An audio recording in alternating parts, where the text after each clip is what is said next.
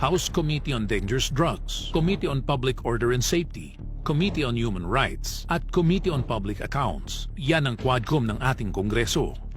August 16, 2024, nang unang magsagawa ng pagdinig ang Quadcom sa Bacolor, Pampanga. Layo nitong imbestigahan ang koneksyon ng Philippine Offshore Gaming Operation o POGO sa illegal na droga, sa mga Chinese drug syndicate at sa mga government officials na posibleng sangkot dito. Nagkataon lang ba na ang mga personalidad na nadadawit sa POGO ay sila ring nababanggit na nasa likod ng illegal na droga?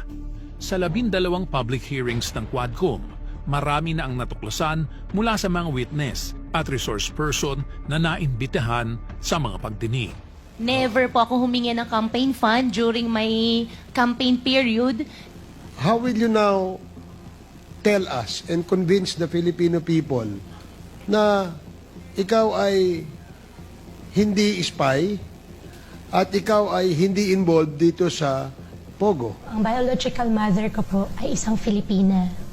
Ako po ay Filipino passport holder. Matapos mapatunayang si Bamban-Tarlac Mayor Alice Go at ang Chinese na si Go Waping ay iisa, tuluyan nang ipinakansela ng Office of the Solicitor General ang birth certificate ni Mayor Go.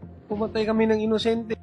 I received a call from the President, Rodrigo Roa Duterte. He needed someone capable of implementing the war on drugs. Congrats, Superintendent Padilla.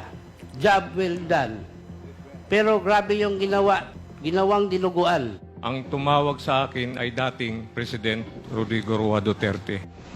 Kung mayroong baril na ginamit ang mga nanlaban at tunay na nanlaban sila, then, Mr. Chair, let it happen today. Let it happen in this Quadcom. Let us call the directors of operations and ask ilang baril ang naroon sa kasalukuyan.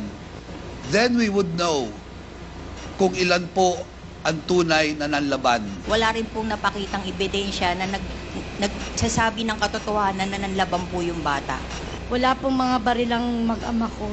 Halos nakaload na po yung mag-ama ko nung time na yun. Paulit-ulit po kami nagmamakaawa. Pero pinaslang pa rin po yung mag-ama ko. So can the former president look them in the eyes and say once more that he takes full legal responsibility for the deaths of their loved ones? Correct. Very correct. I had to issue or make a policy statement. Ako ang nagbigay ng order kasi ginawa nila illegal or legal, akin yun. Thank you, Mr. Chair. I take full responsibility for it. Sana ang nadanasan naming paghihirap na durog, persecution, trauma, at saka walang-wala ay hindi po mararanasan ng iba. Sinabihan niya ako na aminin mo na sangkot ka sa kalakaran sa droga dito sa Pilipinas. Idawit ko si Peter Lim at si Laila de Lima. There is a clear conspiracy. And when it comes to conspiracy, the act of one is the act of all. Jimmy, pag binanggit mo ang pangalan na to, mamamatay ka. Si Pulong, si Mans, si Michael Yang. Ginawa niyang joint account yung kanyang anak na si Vice President Sara Duterte.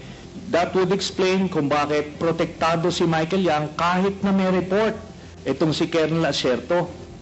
Will the former president be okay that if we draft the waiver now, that it be signed today instead of tomorrow? Will you be fine with that, Mr. President? Anong kapalit, sir? Hindi. Sampalin ko sa publiko. Hindi, wala naman. Ngayon na. Wala pong ganunan. Chairman. I'll give you, sampalin ko sa Chairman. Session suspended. Session suspended.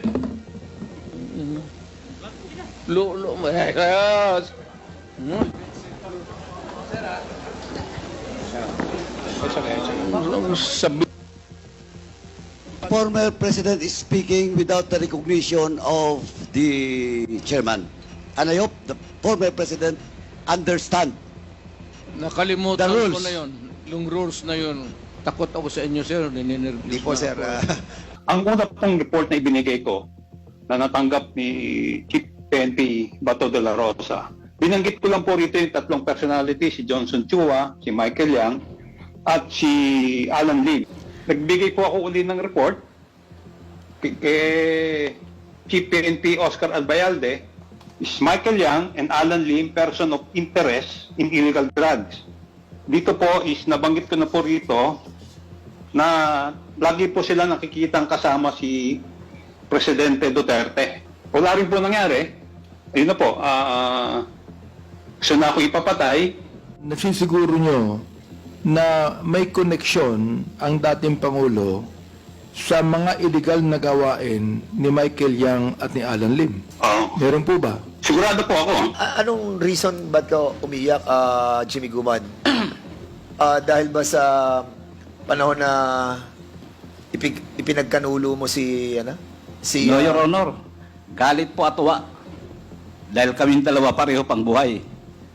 Hindi ko dahil sa pagkanulo, kundi dahil sa sindikato, sa mafia ng Davao Mafia, na kami ang biktima. Napakahirap po talaga. Kasi tingin ng mga tao sa akin, drug lord ako.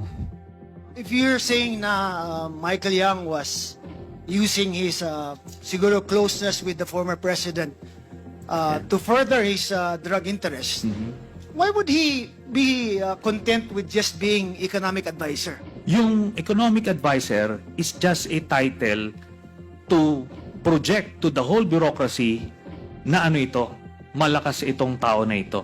Paano nag-pay off yung kanyang closeness?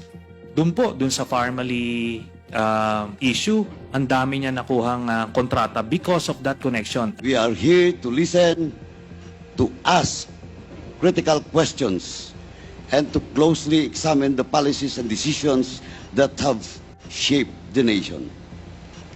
While we should be respectful, we cannot be differential. Respect and deference are two different things. It is vital that we, as representative of the people, remember that distinction, because our ultimate allegiance is not to any one individual, no matter how high their office. Habang kami ay pinipilit na sirain, kami po ay hindi titigil sa pag-ungkat ng mga bagay upang makita at maisiwalat ang buong katotohanan.